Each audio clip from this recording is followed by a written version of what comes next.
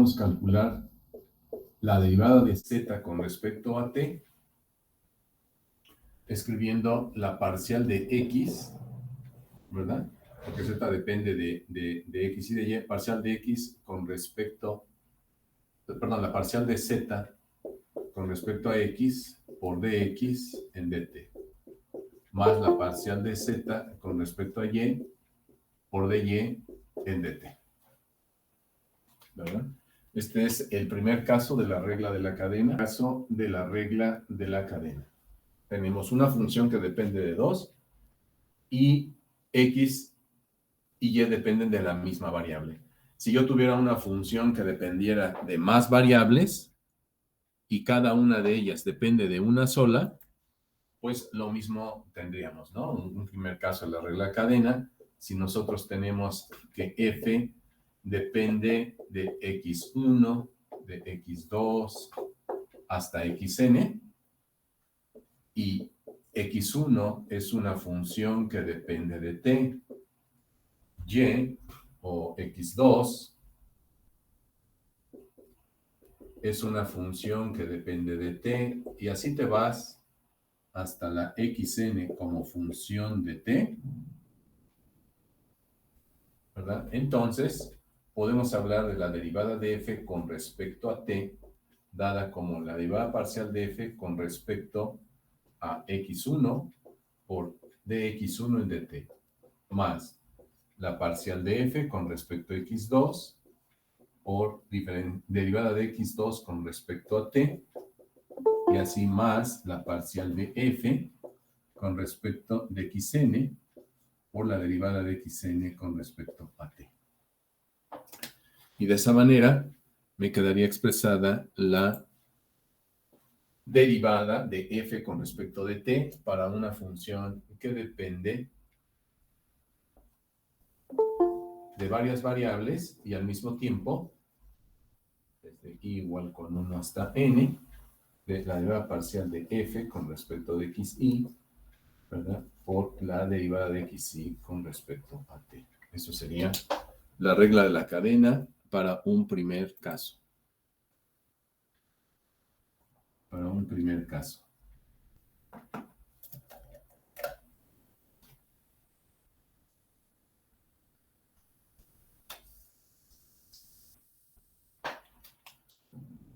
Bien, entonces, la clase pasada preguntaba, ¿qué significado tiene esto? ¿Dónde podemos nosotros encontrar esto en la práctica, en la vida real? Entonces, ¿qué es lo que significa encontrar esta derivada de z con respecto a t? Bueno, pues no sé si se consultó, si alguien quiere hacer algún comentario.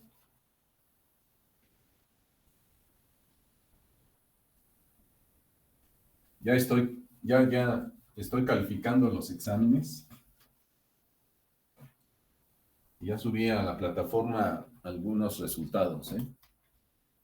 No voy a entrar en detalles. Hay ahí muchos exámenes que están idénticos. Al menos 2 o 3 problemas están casi idénticos de muchos alumnos. Es claro que copian, pero yo no voy a entrar en detalles, ¿eh? Si quisiera, anulo esos exámenes porque están idénticos algunos problemas. Sobre todo los que sacaron 8. Entonces yo podría anularlos y decirles si están reprobados. Pero no voy a hacer ningún comentario ni voy a... Simple y sencillamente, espero que realmente, ¿no?, estén aprendiendo, jóvenes. Porque si van pasando sin saber, no me están engañando a mí. Yo me doy cuenta perfectamente cuando estoy resolviendo, cuando estoy calificando los problemas. Me doy cuenta perfectamente. Entonces, pues eso es compromiso de ustedes, responsabilidad de ustedes. Yo por eso trabajo en un nivel profesional, porque entiendo que estoy trabajando con jóvenes que están cursando ya una carrera profesional, ya no se puede estar pensando como en la secundaria o en la preparatoria, que pásame esto y nada más lo copio y lo entrego y ya con eso ya pasé y no supe nada, ni nada más pasé. Y ya no. Pero si todavía sigues con esa inercia de querer copiar, el perjudicado vas a ser tú. Ajá. Va a llegar un momento en el que te agarren y va a ser, pero mucho más terrible la caída. Entonces, solo apelo a que efectivamente pues la gente esté aprendiendo. Los que sacaron 8, porque ahí hay muchos problemas que están idénticos. O sea, es sorprendente. Se los pasan, pero los copian igual, igualito. Pues entonces, ¿cómo creen que el profesor no se va a dar cuenta? Entonces, pues no engañan a nadie, jóvenes.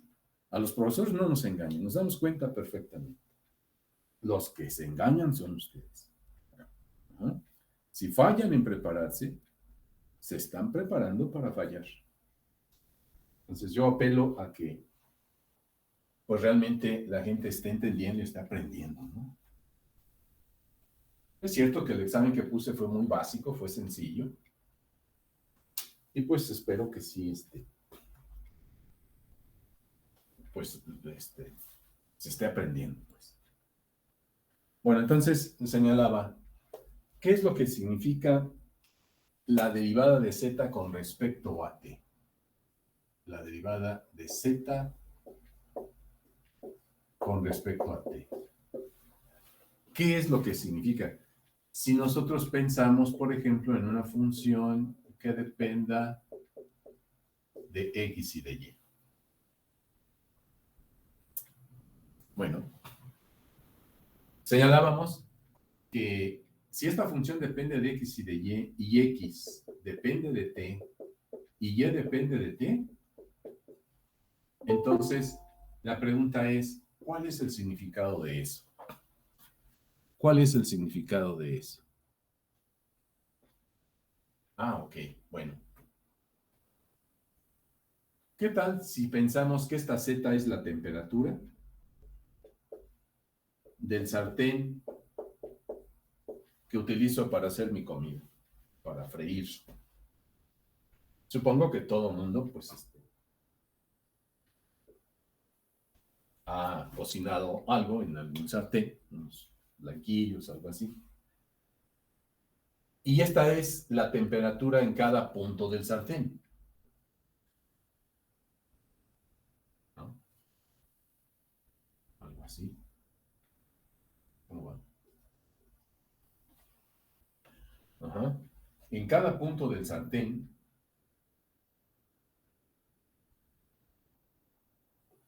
hay un valor de temperatura. Para este punto de coordenadas x, y, hay un valor de temperatura. Para este punto, etcétera, cuando le estamos aplicando calor. Entonces, ¿qué significa esto que está aquí? Ah, pues es como si, por ejemplo, tú quisieras analizar solamente la temperatura que está dándose a lo largo nada más de una curva que dibuja sobre el sartén. Imagínate que tienes el sartén y le haces una raya, un rayón al sartén, a la base del sartén, le haces una raya, hazle un rayón así. No lo vayas a hacer porque se va a enojar tu mamá. Si tú le hicieras una raya al sartén, aquí voy a pensar que le hace una raya.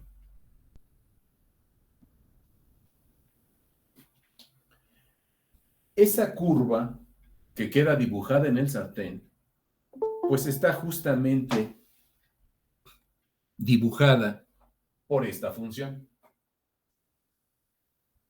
Que como sabes ya, ¿verdad? Esa función, x igual a x de t, y igual a y de t, me permite construir la función vectorial r de t, dada como x de t, coma, y de t. Entonces, esta función es la que me va a medir la forma en la que la temperatura está moviéndose o está comportándose, pero a lo largo nada más de los puntos sobre la raya que le hice al sartén. No me interesan todos los demás del sartén, sino nada más a lo largo de esta curva. Cuando calculas la derivada de la temperatura, la función temperatura, con respecto a T, lo que estás haciendo es precisamente calcular la variación de la temperatura en cada punto de la curva que le hiciste al sartén. Eso me representaría la derivada de Z con respecto a T, si pienso que Z es la función temperatura del sartén. Entonces, para poder encontrar esa variación, la rapidez con la que está cambiando la temperatura, pero nada más a lo largo de los puntos de esta curva, dibujada en el sartén, tengo que echar mano de esta reglita llamada regla de la cadena. Es decir, para poder medir la variación de temperatura, la rapidez con la que está cambiando la temperatura a lo largo de nada más los puntitos de la curva, tendría que escribir la derivada de T, ¿verdad? Como la escribimos, con respecto, o sea, ¿qué sería? Como T depende de X y de Y, entonces esto es la derivada parcial de T con respecto a X por la derivada de X con respecto a T, más la derivada parcial de la T con respecto a Y por la derivada de Y con respecto a T. Y esto es lo que me está midiendo este garabato. ¿Cómo está cambiando la temperatura? La rapidez con la que estuviera cambiando la temperatura a lo largo de la curvita, de ese rayón que le hice al sartén cuando le estás aplicando calor. ¿Se entiende? ¿Jóvenes? Sí. Entonces, pues esa es la razón por la cual, pues el ingeniero tiene que apropiarse de estos conocimientos, ¿no? Ese es un problema real, ¿eh? Que surgió, bueno, un ejemplo que yo podría poner como problema real. Bueno, esto es un problema real, ¿no? O sea, el sartén ahí que lo pones en la lumbre de la estufa, pues se comporta la función, temperatura, está comportándose, si quiero medir eso que estamos diciendo, pues de esta manera. Hace algún tiempo, ahí en la ESIME Azcapotzalco, unos profesores, unos doctores, estaban haciendo la investigación de un problema como el siguiente. Uno de los problemas fuertes que tienen las computadoras es precisamente ver el mecanismo para su enfriamiento. ¿Cómo lograr? Es como los automóviles. Los automóviles tienen un sistema de enfriamiento, ¿no? Tú le echas el anticongelante y el anticongelante recorre todo el sistema del automóvil para producir precisamente el enfriamiento del motor.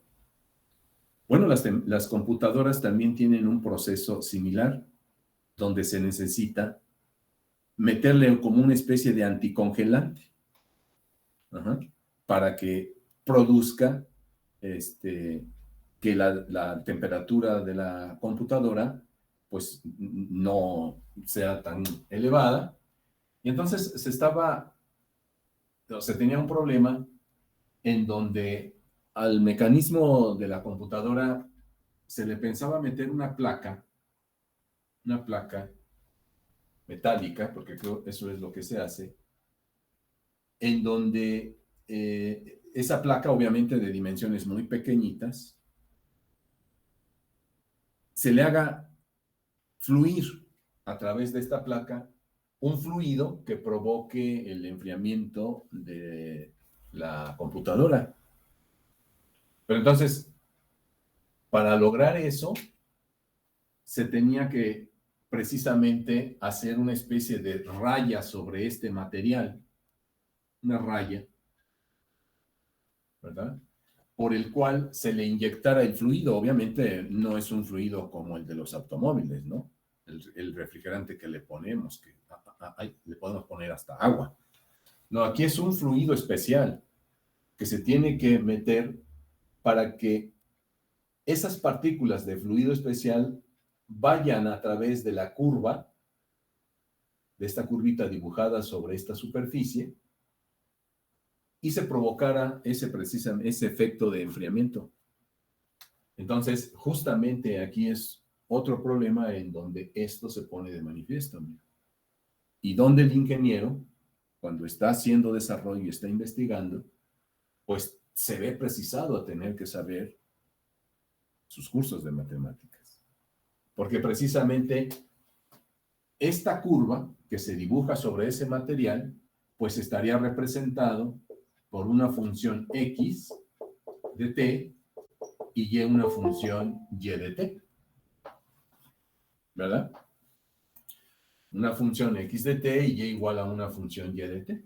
Entonces, precisamente si yo quisiera analizar la rapidez con la que la temperatura varía a lo largo de esta curva, pues entonces tendría que calcular la derivada de t con respecto a t.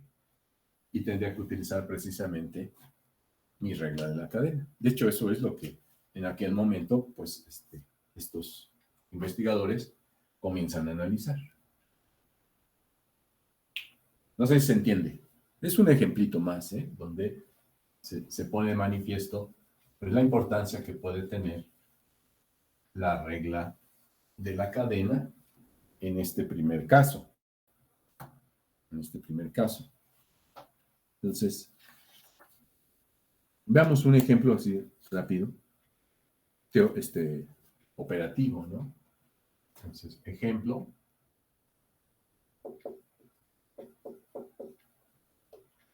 Si, por ejemplo, tenemos que la función z es igual a x cuadrada por y más 3x y cuarta. Y nos dicen, ¿dónde x es una función que está dada en función de t como e a la t?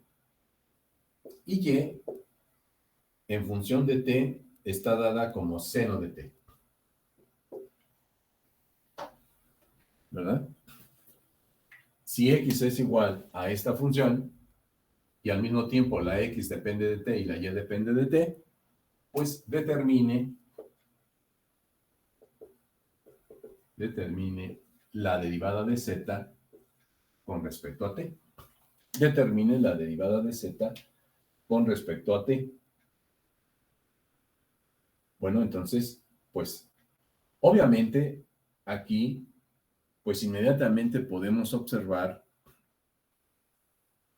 que se trata de aplicar la regla de la cadena, ¿verdad? Porque tengo una función z que depende de x y de y al mismo tiempo la x y la y dependen de la variable t. En este caso, x es e a la t y y igual al seno de t. Entonces, ¿qué me piden calcular esto? Pues simplemente, y a eso me refiero a que calcular la derivada, pues es cosa trivial, ¿no? Simplemente es parcial de z con respecto a x por la derivada de x con respecto a t, más la parcial de z con respecto a y por la derivada de y con respecto a t. Y entonces, pues ya tenemos todo aquí, ¿no? Voy a derivar z con respecto a x. Entonces, esta función la derivo con respecto a x. La derivada de z con respecto a x me va a quedar 2xy más 3y cuarta. Eso es la parcial de z con respecto a x. Luego, por la derivada de x con respecto a t. Como x depende de t y está dada en la forma e a la t, entonces dx en dt se convierte en la derivada de la exponencial, pues es e a la t, ¿verdad? Luego más la derivada parcial de z con respecto a y. Ahora la derivo con respecto a y, la función z, y me va a quedar x cuadrada más 12 xy cúbica, cuando derivamos con respecto a y. 12xy cúbica, y eso multiplicado por dy en dt. Como y es igual a seno de t, cuando la derivo me queda coseno de t. Punto. Ahí está ya la derivada. Obsérvese que en principio estos productos están quedando en términos de las tres variables, x, y t. Y tengo x, y t. Como yo necesito dz en dt, entonces lo más conveniente es que al final de cuentas, la derivada de z con respecto de t solamente me quede en términos de la variable t, porque observar que aquí estoy calculando una derivada total. Entonces, la derivada de z con respecto de t finalmente tiene que quedar en términos de una sola variable, que es la t. ¿Cómo le hago? Pues simplemente la x la cambio por e a la t y la y la cambio por el seno de t en toda la expresión y ya finalmente me va a quedar pues todo en función de t, ¿verdad? Entonces, me quedaría que la derivada de z con respecto a t va a ser igual a 2 por e a la t por el seno de t más 3 por y cuarta, que sería seno cuarta de t por e a la t. Y observes entonces que ya dejé todo en términos de la t, más x cuadrada, que sería e a la 2t, más 12 por e a la t por el seno cúbico de t, que es la y todo por el coseno de t. Y aquí tienes ya entonces, pues en principio, la derivada de z con respecto a t.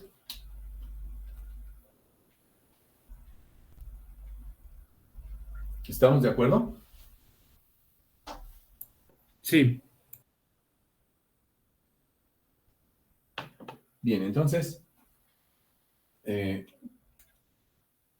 la otra observación, o bueno, la observación que quiero hacer ahora, pues es precisamente la que a lo mejor ustedes están haciendo, ¿verdad? Porque también nosotros podemos calcular la derivada de z con respecto a t, pues simplemente desde un principio, expresando z en términos de la t. Si yo sustituyo la x aquí, la y aquí, en la función original, ¿verdad? O sea, este es, digamos, otro procedimiento. Observar que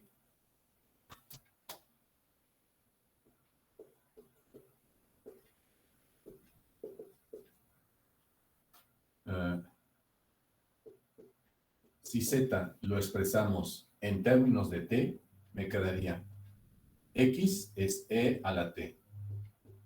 Y por lo tanto al cuadrado me quedaría e a la 2t por el seno de t más 3 por e a la t por el seno cuarto de t. Y entonces puedo calcular directamente la derivada de z con respecto a t. Por supuesto que sí.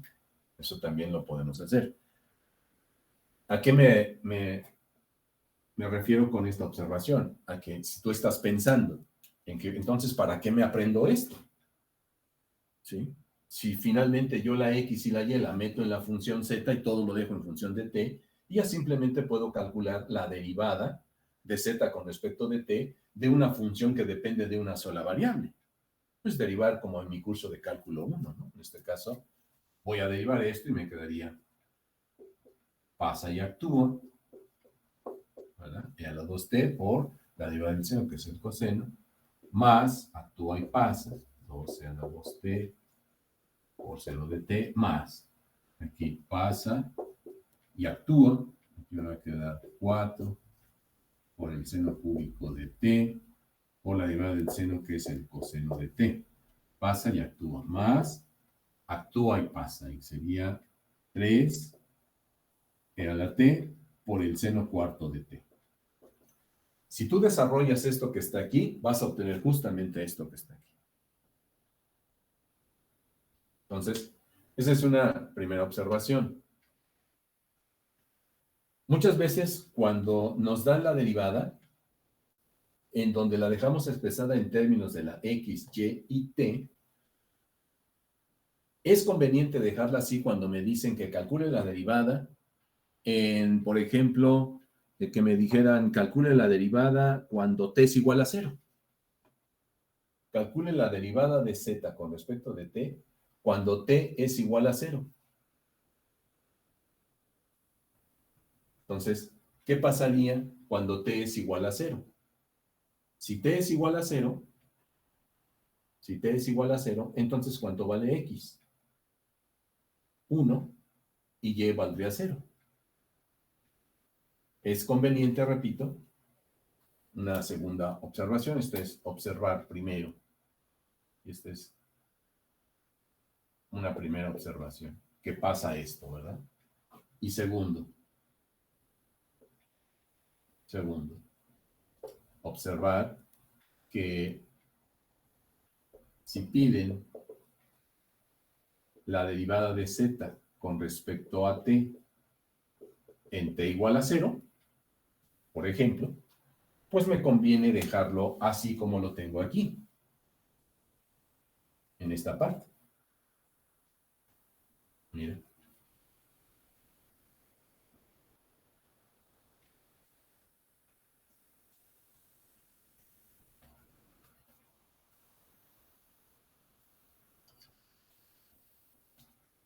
Si lo dejo así, entonces la derivada de z con respecto a t en t igual a 0 sería igual, y utilizo esta expresión porque, ¿qué pasaría? Mira, en t igual a 0, x ¿cuánto valdría?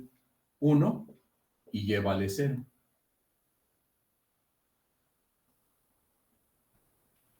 Si piden dz en dt en t igual a 0, entonces x vale 1 y y vale 0, porque sería e a la 0 es 1 y seno de 0 es 0.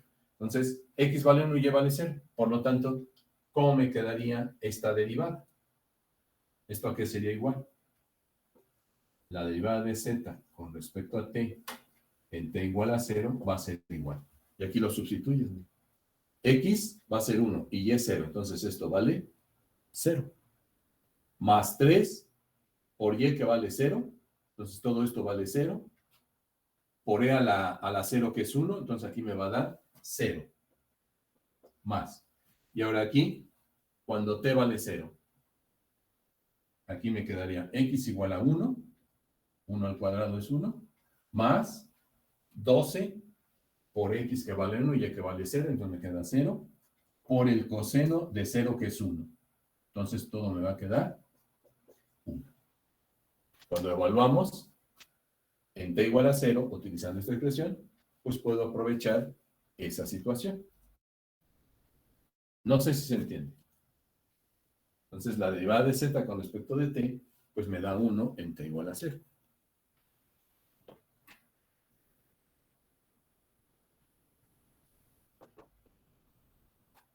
¿Vamos bien? Oiga, profe, y bueno, ¿cuál sería la interpretación geométrica? ¿Sería la derivada de la curva que estaríamos obteniendo o cuál sería? La derivada de la curva, no, la derivada de la función z. Ujú. ¿Cómo está cambiando z? ¿Cómo está cambiando z cuando x y y están dadas de esta manera en función del tiempo? Ah, ok. Vuelvo a repetir, si la z me Sí. representara la temperatura y me dicen, ¿qué velocidad tiene la temperatura?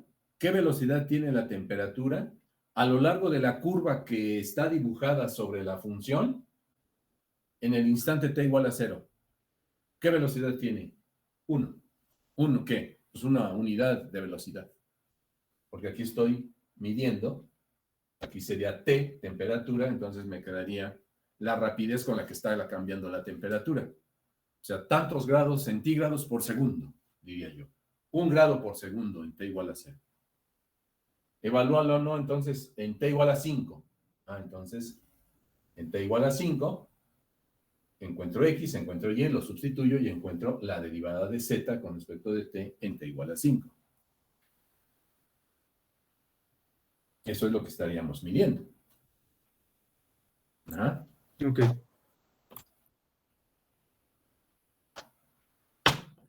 Bien, entonces, veamos una aplicación, digamos, física de esta primera regla de la cadena. Voy a borrar aquí. A ver, entonces, ¿está claro hasta aquí? Estas dos observaciones. ¿Jóvenes? Sí.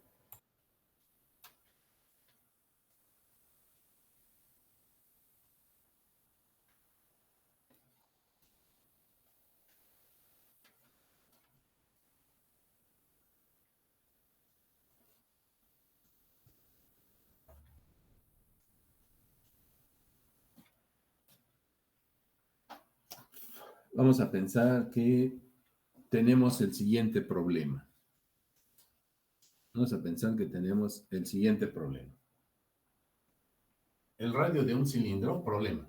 Entonces, lo voy a poner. Un problema en donde se aplica este primer caso de la regla de la cadena. El radio de un cilindro circular, el radio de un cilindro circular recto, cilindro circular recto, decrece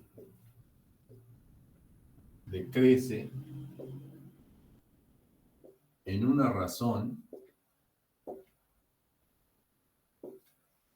de 1.2 centímetros por segundo.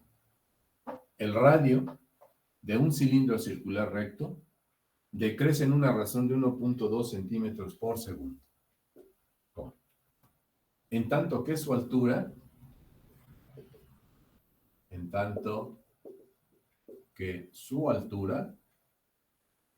la altura de ese cilindro circular recto, un cilindro circular recto es esto, este vaso. Este es un cilindro circular recto. Un vaso. Entonces, en tanto que su altura, el radio, ese es el radio, la distancia que hay del centro a un punto cualquiera de esta circunferencia, y su altura. Entonces tenemos un cilindro circular recto. Dice, en tanto que su altura aumenta a una tasa, aumenta a una tasa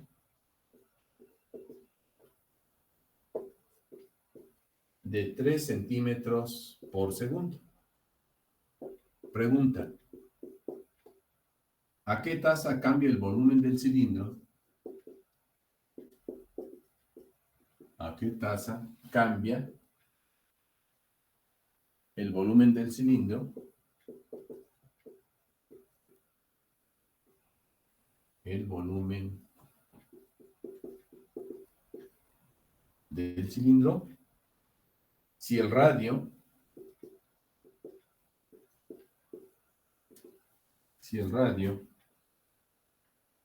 es de 80 centímetros y la altura de 150 centímetros.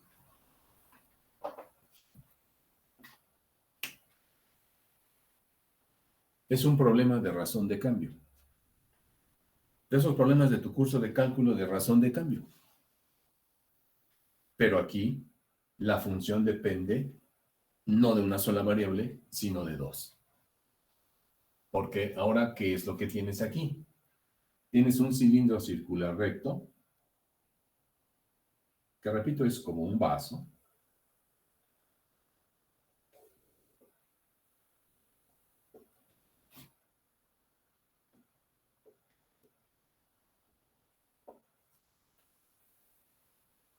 que está dado por, o tiene un radio R y una altura H. Y por supuesto, pues ese cilindro circular recto contiene un volumen, puede almacenar ahí un volumen, ¿no? Bueno, mi vaso de agua. Entonces contiene un volumen. Yo siempre estoy tomando agua porque se me reseca mucho la boca, entonces lo aclaro, ¿eh? Porque luego hay cada cosa que inventan los alumnos. Yo luego llegaba a mis clases con mi garrafón de agua y me acusaron que yo llegaba al salón de clases tomando. No decían qué cosa, pero decían que yo llegaba a mi salón de clases tomando. Y pues sí, yo siempre tomo agua porque se me reseca mucho la boca, porque yo hablo y hablo y hablo y hablo mucho en mis clases, con la finalidad de que el alumno entienda lo mejor que se puede. Entonces, es agua lo que tomo, jóvenes, por si quieren inventar algo, ¿eh?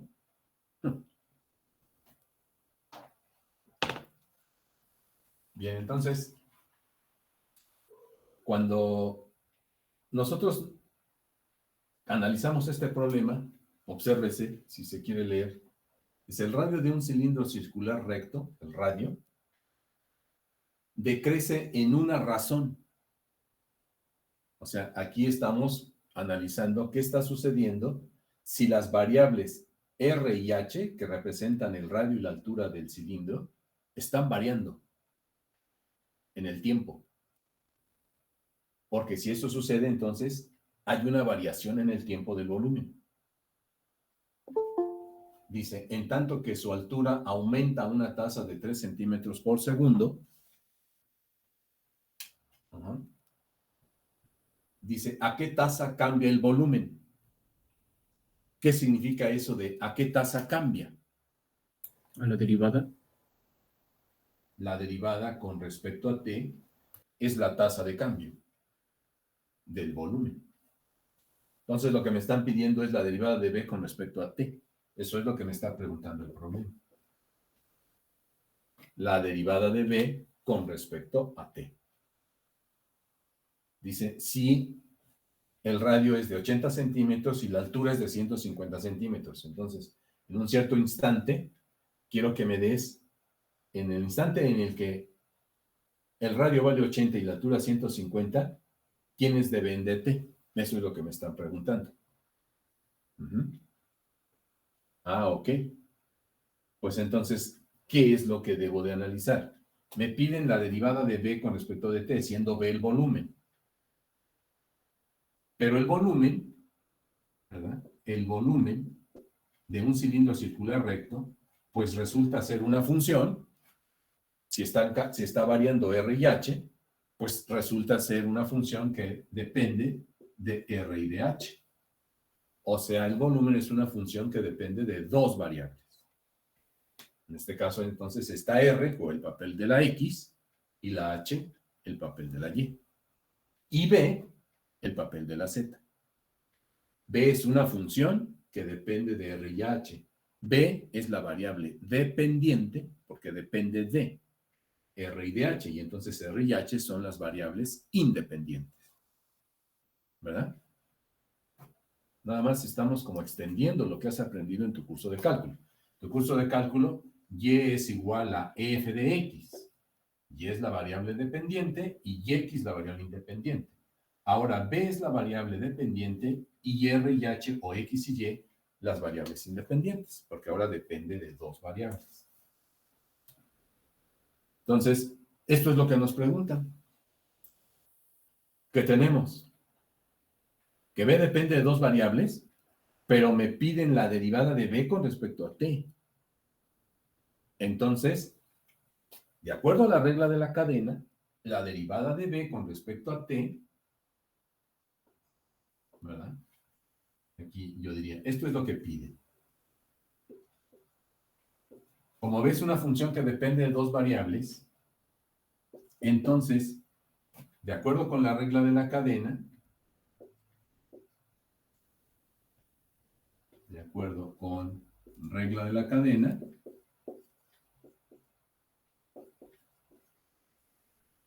primer caso, la derivada de b con respecto a t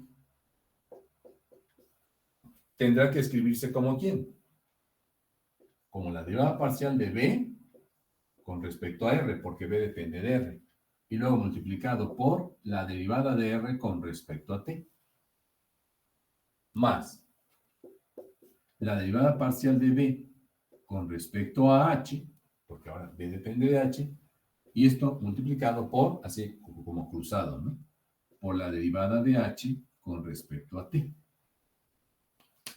Entonces, nótese que en este problema, al aplicar esto, estoy suponiendo o estoy dando por hecho que b depende de dos variables y r y h debe depender de una variable, la t. Es decir, dr en dt es la función en donde la r depende de t y la h depende de t. Pero explícitamente no me lo dieron. ¿Dónde está presente este dr en dt y dh en dt? Pues leo el problema. Aquí dice que el radio de un cilindro circular recto decrece a una razón de 1.2 centímetros por segundo. Esta dr en dt me lo están dando ya como un dato que vale 1.2. Y como dice que decrece, entonces es negativo. dr en dt vale menos 1.2. Y por otro lado, en tanto que su altura aumenta a una tasa de 3 centímetros por segundo. Entonces, el dh en dt también me lo están dando como un dato que se llama 3. Y que en unidades, pues son centímetros por segundo. Por lo tanto, pues aquí tengo la forma en la que voy a calcular esta derivada de b con respecto a t. ¿Puedo borrar aquí arriba? No sé si hay alguna pregunta.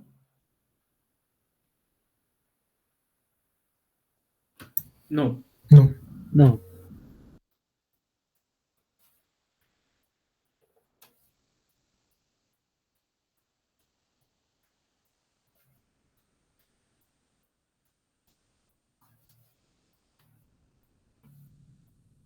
Entonces, la derivada de b con respecto a t tendrá que ser calculada como menos 1.2 por la derivada de b con respecto a r más 3 por la derivada parcial de b con respecto a h. Así tendré que calcular ya esa derivada.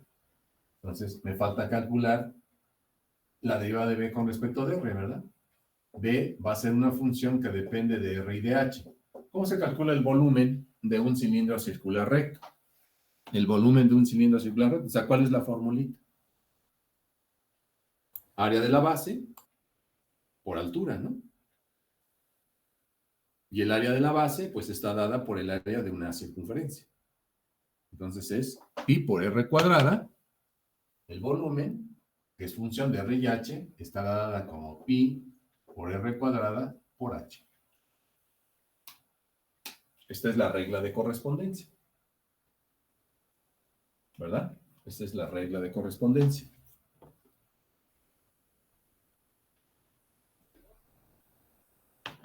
O sea, estrictamente, el volumen es una función que va de un subconjunto U de R2 en R. Es una función que depende de dos variables. Los valores que toma el volumen es un escalar y depende de dos variables. ¿De quién? De R y de H. Por eso es que es un subconjunto que va de R2 en R y cuya regla de correspondencia pues es esa, ¿verdad? Pi r cuadrada h. Así es como de manera formal debemos escribir en matemáticas. Pero casi siempre lo único que damos es la regla de correspondencia. Así. B igual a pi r cuadrada por h. Pero eso es esto. Entonces, pues ya de esa manera, ¿quién es la derivada de b con respecto a t? db en dt es igual a menos 1.2 por. Derivo la función b con respecto a r. Entonces, pi y h son constantes. Me va a quedar 2 pi r por h. Más 3. Por la derivada de b con respecto de h es simplemente pi por r cuadrado. ¿Verdad? Entonces, por lo tanto, la derivada de b con respecto de t en el punto r igual a 80 y h igual a 150, ¿a qué es igual? Mira. O sea, de alguna forma me están diciendo cuál es la derivada con respecto de t en el punto 80,150. ¿Verdad? Esta es r y esta es h.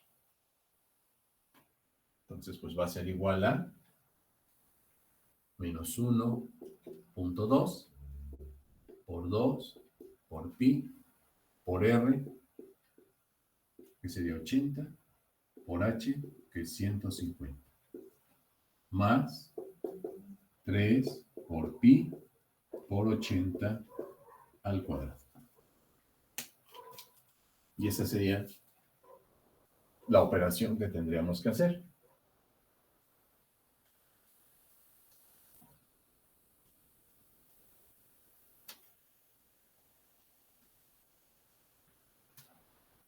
¿Me podrían dar, por favor, el resultado de esas operaciones?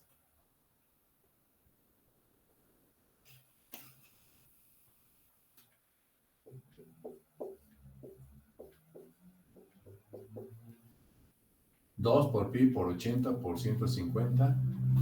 Me parece que es menos 9600 pi. Pi, ¿verdad? ¿En qué unidades? En metros, centímetros cúbicos. Por segundo.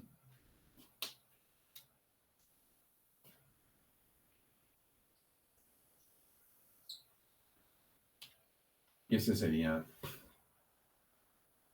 el resultado.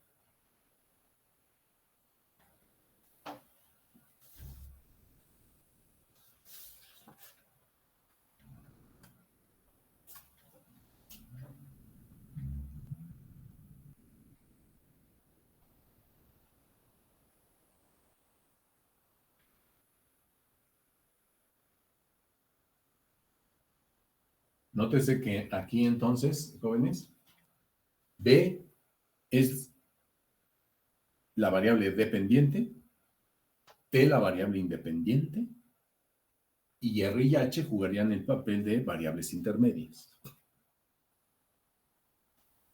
O sea, en términos generales, cuando estás hablando de una función z que depende de x y de y x depende de t, y depende de t, entonces la x y la y son variables intermedias.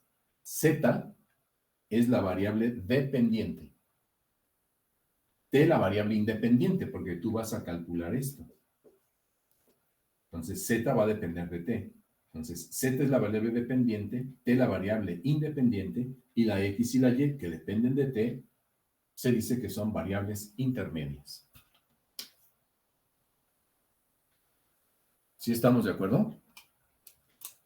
Sí. Bien, entonces, segundo caso de la regla de la cadena.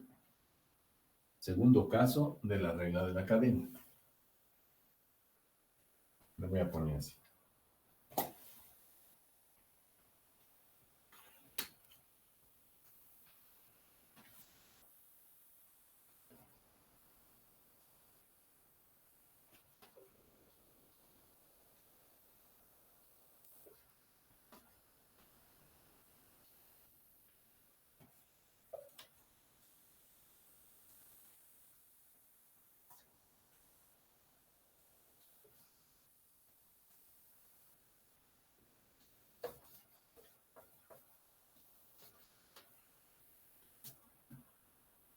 Pues este segundo caso de la regla de la cadena consiste en algo muy similar, ¿sí?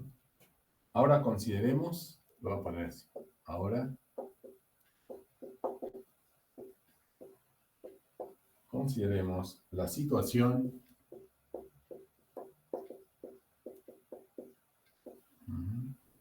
en la que tenemos una función z que depende de x y de y.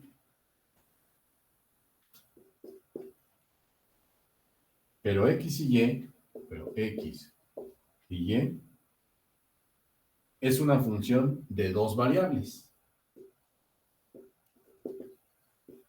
Es una función de dos variables.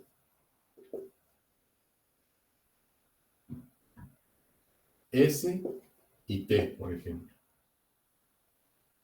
O sea, x es una función de s y de t, y y es una función de s y de t. Bueno, mira. Entonces, z es indirectamente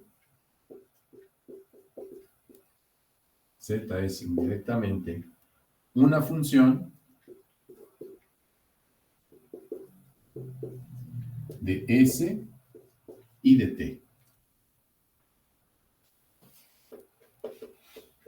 Y queremos calcular la derivada parcial de Z,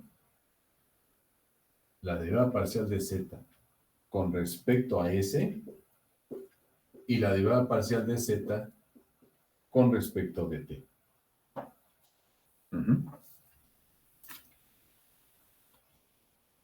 Entonces, aquí nuevamente, mira.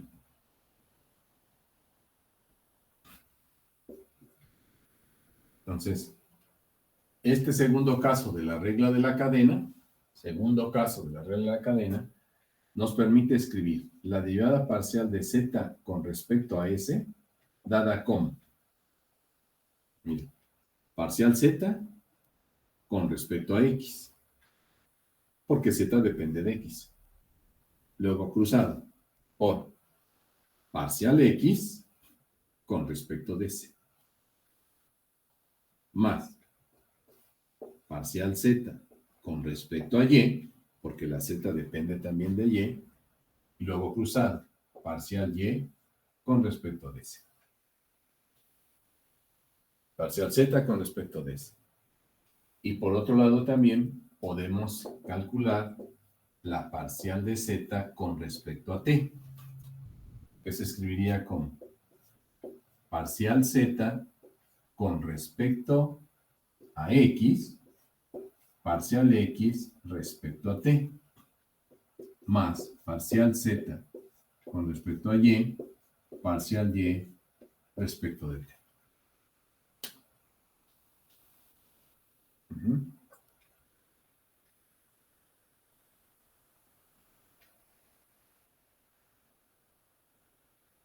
Observar aquí que también nuevamente Z es la variable dependiente. Z es la variable dependiente. S y T son las variables independientes. Las variables independientes.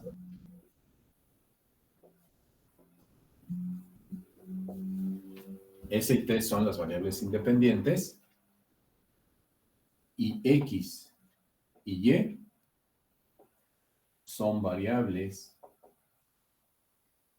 intermedias.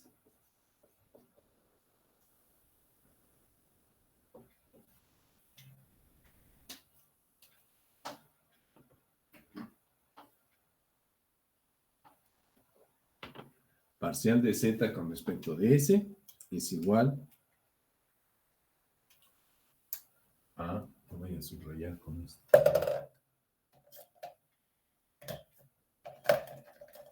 Eso se pinta. Profe, entonces, en este caso, ya todas son, o sea, ya todos son parciales, porque, Claro, ok. claro. Ya no es una derivada total aquí, porque ahora la X también depende de dos, la S y la T.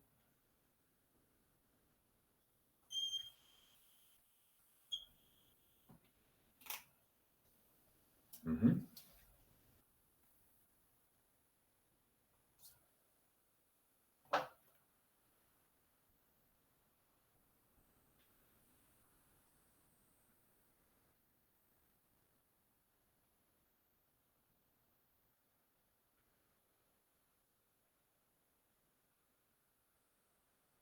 Battery 80%. Por ejemplo, entonces, voy a pintar desde aquí. Entonces, este es ya el segundo caso de la regla de la cadena.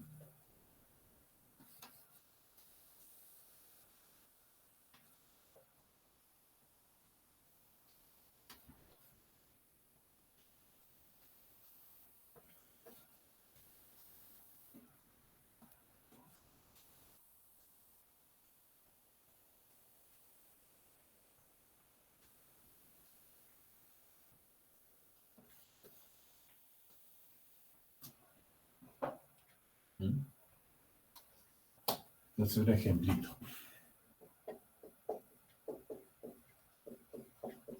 Un ejemplo, no sé. Si Z es igual a E a la X por el seno de Y, donde X como función de S y T está dada por S por T cuadrada y Y está dada por S cuadrada por T.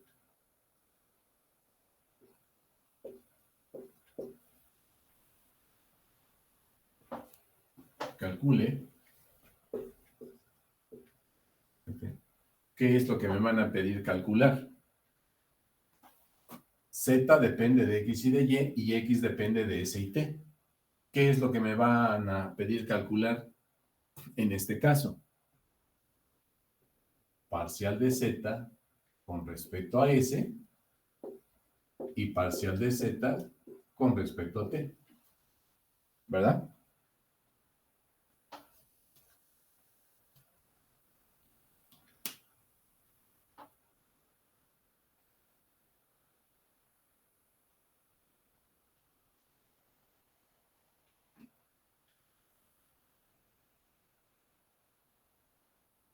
Y entonces,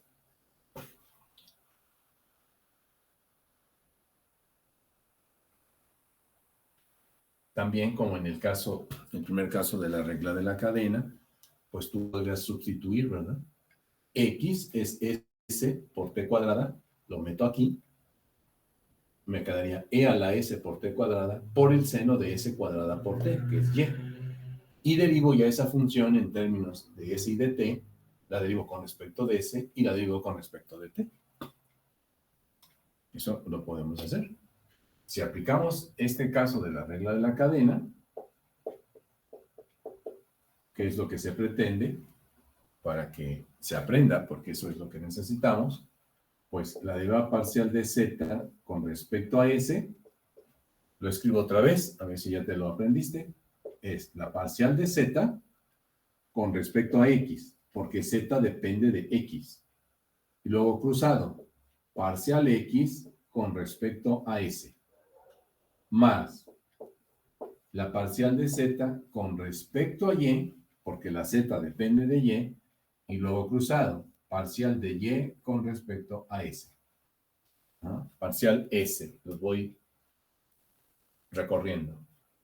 Y la derivada parcial de Z con respecto a T se escribiría como la parcial Z con respecto a X por parcial X, pero ahora respecto de T, más parcial z con respecto de y por parcial y respecto de t. Y entonces, esto va a ser igual a ¿qué? Derivo z con respecto a x. La derivada de z con respecto a x, ¿quién sería? E a la x seno de y. E a la x por el seno de y. Luego multiplicado por la parcial de x respecto de s. Si yo derivo esta función con respecto a s, me va a quedar t cuadrado. Más parcial de z con respecto a y. Derivo z con respecto a y. E a la x es constante y derivo el seno, que es el coseno, por la parcial de y respecto a s. 2st. Me va a quedar por 2 por s por t. ¿Verdad? Observo nuevamente que aquí me aparecen las variables x, y, s y t. En realidad, entonces, debo dejar la derivada parcial de z con respecto de s en función de s y t. Entonces, esto sería igual a ¿quién? Voy a quitar esto aquí. Parcial de z con respecto a s tendrá que ser igual a e a la x, que es s por t cuadrada, por el seno de y, que es s cuadrada por t. Esto multiplicado por t cuadrada. Más e a la x, que es st cuadrada, por el coseno de y, que es s cuadrada por t. Y esto multiplicado por 2s por t. Este 2 lo voy a poner aquí.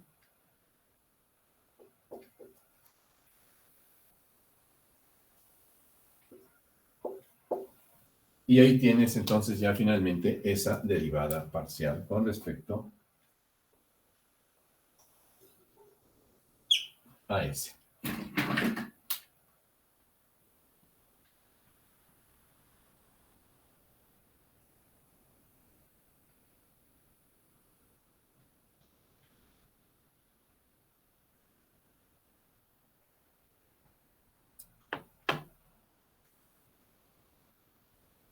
¿Está claro? Profe, por ejemplo, ahí le podría dejar el 2 hasta atrás o podría, por ejemplo, pasar también el ST hasta el principio o se queda así como lo escribió. No, pues por supuesto, aquí estoy hablando de funciones escalares. Yo puedo escribir 2st por e a la st cuadrada coseno cuadrado, coseno de s cuadrada por t, no importa. O sea, aquí yo también pude haber escrito este aquí.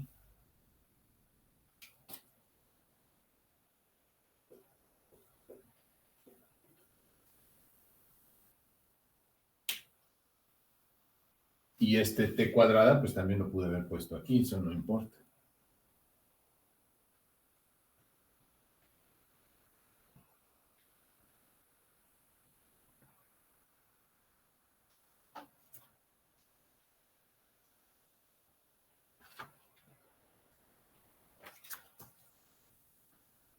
Entonces, en términos generales, ¿cómo me quedaría la regla de la cadena?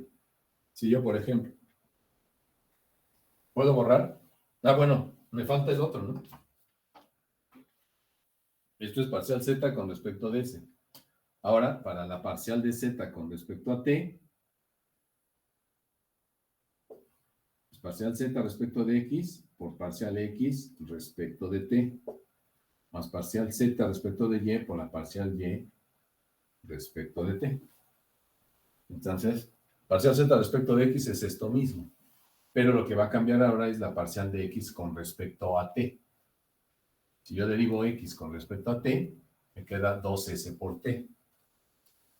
Aquí va a ser 2s por t, ¿verdad? Más la parcial z respecto de y, que es esto mismo, pero ahora por la parcial y respecto de t, entonces s cuadrada nada más.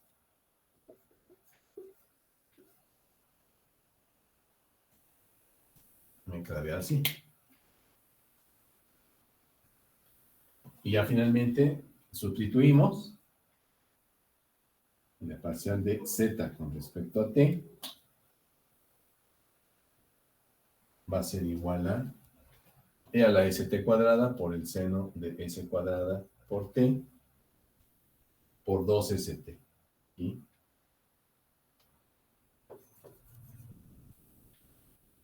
Por 2s por t. Más esto mismo. Que va a ser entonces e a la s por t cuadrada por el coseno de s cuadrada por t por s cuadrado.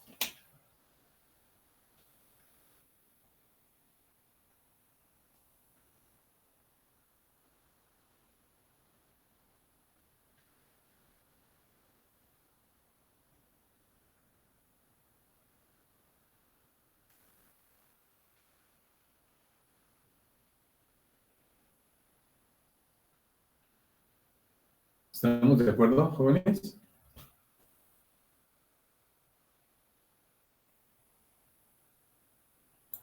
Sí.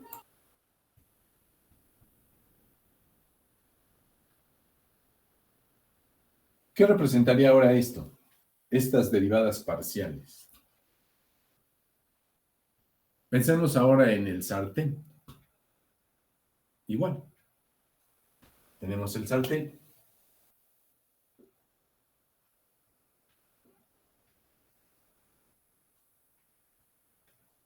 Ajá. Pero ahora, al sartén no le haces nada más una raya. ¿Sí? En lugar de hacerle una raya al sartén,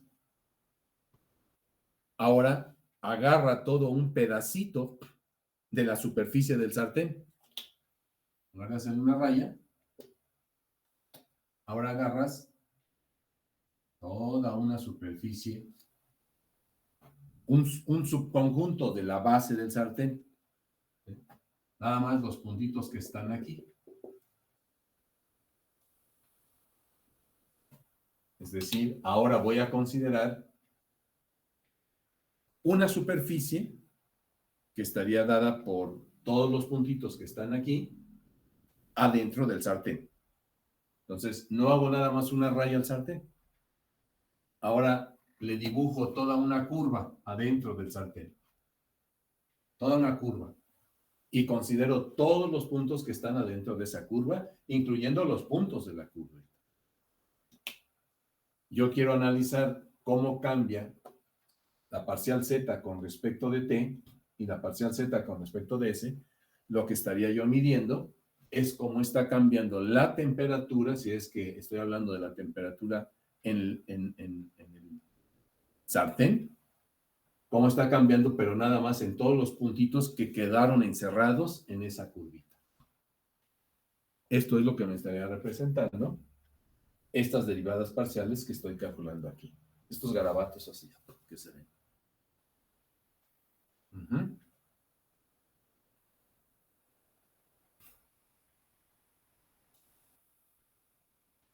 Bueno, no sé si hay alguna pregunta. ¿Se entiende?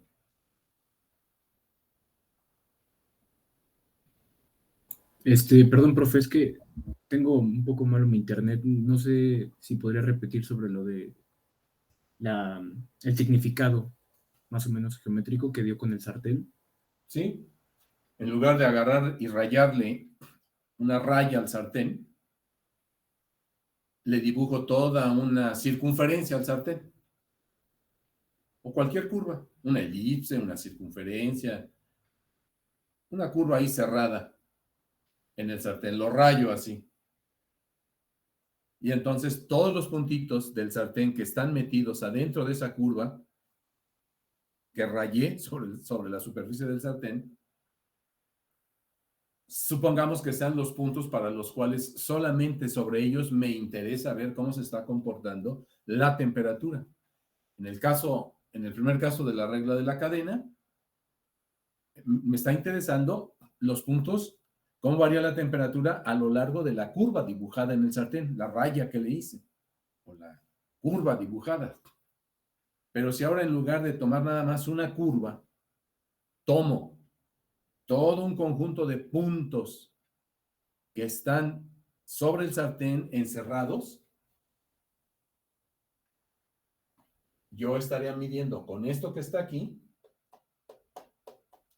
precisamente la forma en la que está cambiando la temperatura en cada punto de la superficie. Porque ahora la X y la Y están parametrizadas por cada una de ellas funciones que dependen de dos variables. O sea, en otras palabras, cuando la X y la Y dependen de T, estoy parametrizando una curva. Cuando la X y la Y dependen de dos variables, estoy parametrizando una superficie. Eso es lo que estaríamos midiendo ahora con estas derivadas. Ok, gracias. Profe, y por ejemplo, si tuviéramos una curva así cerrada como en este caso y le mocháramos un pedacito, ahí se convertiría automáticamente como en el primer caso. ¿Le mocháramos un cachito? ¿Cómo? Ajá, o sea, por ejemplo, tenemos una circunferencia y le hacemos como un corte y queda expuesta, o sea, como que se abre a la Sí, circunferencia. cerrada, ¿no? La Ah, curva debe ser cerrada para que ok. me conforme una superficie. La Ok. curva debe ser cerrada para que me conforme una superficie. Si no es cerrada, entonces estoy hablando nada más de una curva. Y Ajá. sería como el primer caso, entonces. Exactamente, sería como el primer caso. Ok, ok.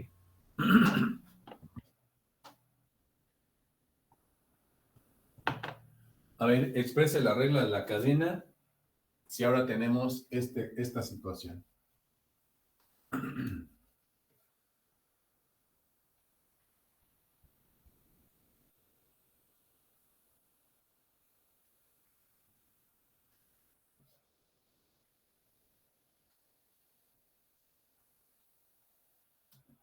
Vamos a pensar que escriba la regla de la cadena.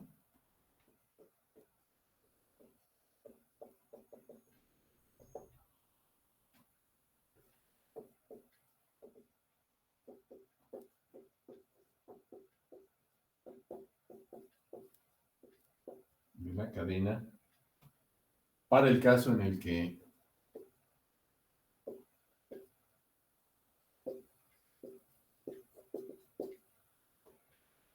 la función dependa de X, Y, Z y T. Dependa de 4 variables. Y X, que sea una función que depende de U y B. Y, una función que depende de U y de B.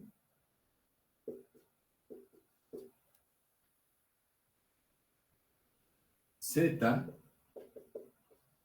una función que depende de U y de B. Y la T, función que depende de U y de B. ¿Qué es lo que puedo calcular? En este caso, ¿quién es la variable dependiente? W. W es la variable dependiente. ¿Quién serían las variables independientes? U y V. U y V. Y las variables intermedias son X, Y, Z y T.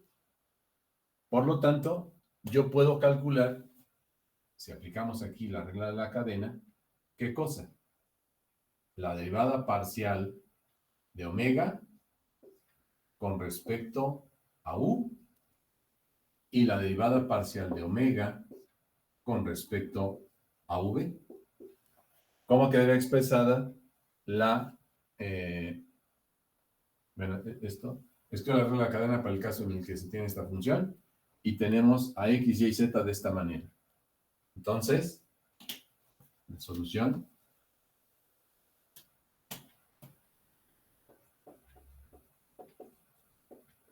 ¿verdad? ¿Cuál sería? Que yo puedo escribir la parcial de omega con respecto a U y la derivada parcial de omega con respecto de V. ¿Quién es la parcial de omega respecto de U? parcial de omega con respecto de x por parcial de x respecto de u, ¿verdad? Más parcial de omega con respecto de y, porque la omega también depende de y, multiplicado por la parcial de y respecto de u, más parcial de omega respecto de z por la parcial z respecto de u, más la parcial de omega respecto de t por la parcial t respecto de u. Esa sería la forma en la que expresaríamos la regla de la cadena para este caso.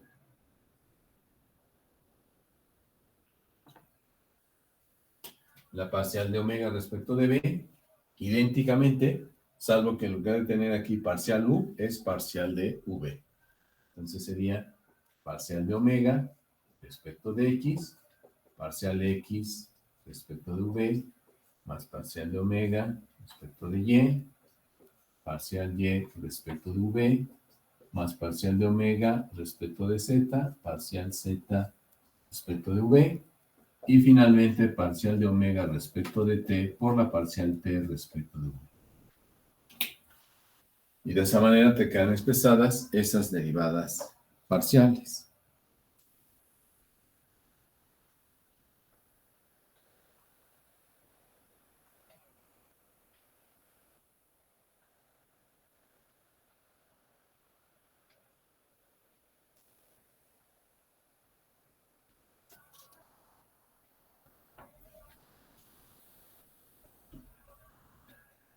¿Sí estamos de acuerdo, jóvenes? Sí. Sí.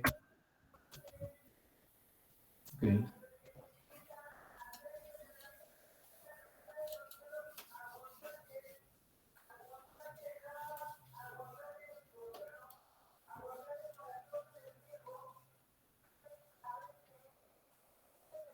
Ay, me torre hoy. A 20 pesos el kilo de aguacate. Está barabara. Estará bueno.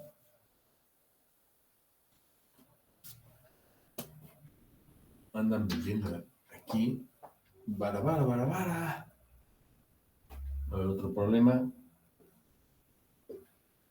Si la función u dada como x a la cuarta por y más y cuadrada por z cúbica, ¿verdad? U igual a x a la cuarta por y más z cuadrada z cúbica. Esta es una función u que va de R3 en R, ¿verdad? Porque depende de tres variables. ¿Dónde? Dice, ¿dónde? X es una función que está dada como R por S por E a la T. U depende de cuatro variables y ahora la X depende de tres, R, S y T. Entonces, la Y también deberá depender de esas tres variables y en este caso está dada por RS cuadrada por E a la menos T. Y la Z también depende de tres variables y está dada como R cuadrada por S por el seno de T. R cuadrada por S por el seno de T. Encuentre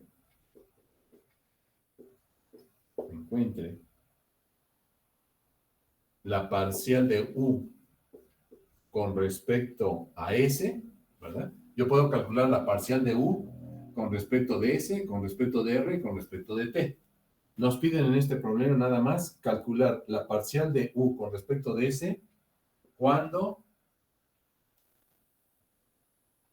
R es igual con 2, S igual a 1, T igual a 0.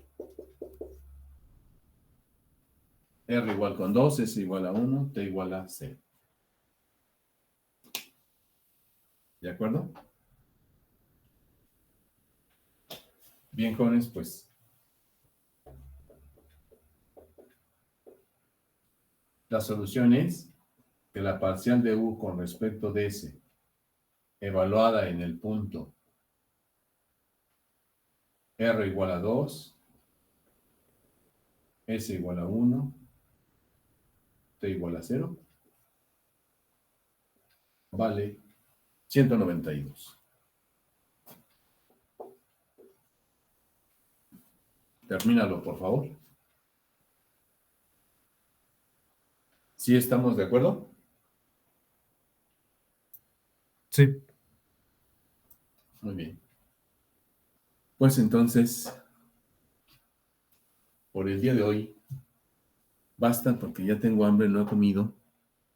Y pues ya tengo hambre, jóvenes. Me faltan 5 minutos. Nos vemos la próxima clase. La próxima clase yo creo que ya comienzo con el gradiente de una función escalar. Con el gradiente de una función escalar y sus aplicaciones. Las aplicaciones del gradiente, las aplicaciones como vector tangente a una vector normal a una superficie, el gradiente de una función, lo que voy a ver, el gradiente de una función escalar, nabla F, uno de los operadores más importantes del cálculo vectorial. Su interpretación física o geométrica como un vector perpendicular a una superficie.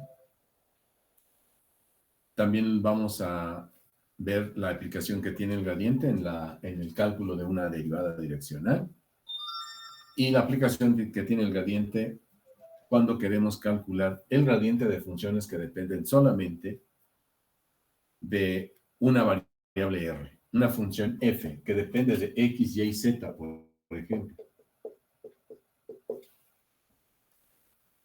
Pero donde esta función la pudiéramos expresar en términos de una sola variable R, utilizando algunos argumentos, entonces es muy fácil calcular el gradiente de este tipo de funciones y esas son las 3 aplicaciones que voy a ver del vector gradiente. Su interpretación y vamos a ver cómo se aplica y qué aplicaciones importantes tiene. Una vez visto esto, plantearé lo que es la divergencia y el rotacional de campos vectoriales. Ahora vamos a estudiar, en lugar de estudiar funciones que dependen de 3 variables y que dan como resultado un escalar, ahora vamos a estudiar funciones que dependen de 3 variables o 2 variables, pero dan como resultado no un campo escalar, sino una función vectorial. Es decir, un vector, una función vectorial, transforma o se transforma en otra función vectorial. Aquí en este caso, en este tipo de funciones, estamos transformando vectores en reales, ¿verdad? Vectores en reales. Pero hay funciones que transforman vectores en vectores. Y son funciones muy importantes también en ingeniería, y a ese tipo de funciones se les llama campos vectoriales. A esos campos vectoriales les vamos a poder calcular la divergencia y el rotacional. Gradiente, divergencia y rotacional. 3 puntos fundamentales de este tema, de esta unidad de la derivación vectorial. ¿De acuerdo? Entonces, pues nos vemos la próxima clase. Hasta luego.